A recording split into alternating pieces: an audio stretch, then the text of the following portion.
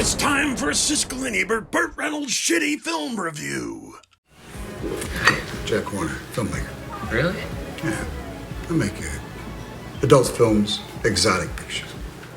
Burt Reynolds is a successful porno filmmaker in California in the 1970s, and Mark Wahlberg plays his latest discovery in Boogie Nights, a beautifully constructed, exceedingly well cast, but not all that significant comic drama of the flourishing porno film industry in the 1970s. Certainly, writer-director Paul Thomas Anderson has all of the details and the decor just right. Burt Reynolds is some of his best work ever as the ambitious director. He doesn't push this character at all. He's centered, in control, and it's a good job of acting. Good night, Beauty.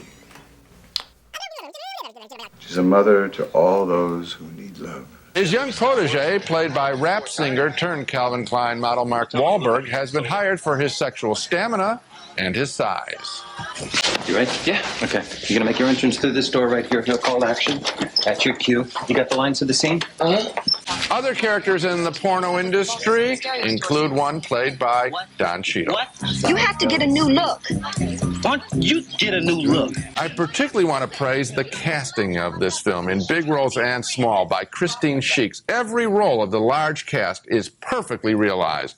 But as well as Boogie Nights plays, at the end of the movie, in a sequence that sums up the fate of all the characters, I was left cold, frankly. Their fate seemed arbitrary, and I certainly found no larger meaning in this film. That's why you're getting a positive, to be sure, but mixed review from me. Mixed? Yep. This is on my list of the 10 best films of the year. This is a wonderful film. And that last sequence with the guy throwing the firecrackers. Well, I'm talking about... That was a fabulous... You've got to admit that's one of the best stretches of film you've ever seen. No, I don't. It is, that isn't what I was criticizing. Okay. Because what I was saying is when we see all of the characters... Well, you know, there isn't a point. There isn't a point. These people are in a movie that tells a story about a pointless existence. And for a while, they were able to persuade themselves that there is a point, that they're stars, even in this genre. And then at the end, it all comes to pieces again because drugs destroy them, video destroys them, and the mob destroys them. And they try to go out into the real world again, and you're really kind of lost. That's the whole point of the film. But wait, Roger, you just said it has no point, and then you told me what the point was. But beyond that,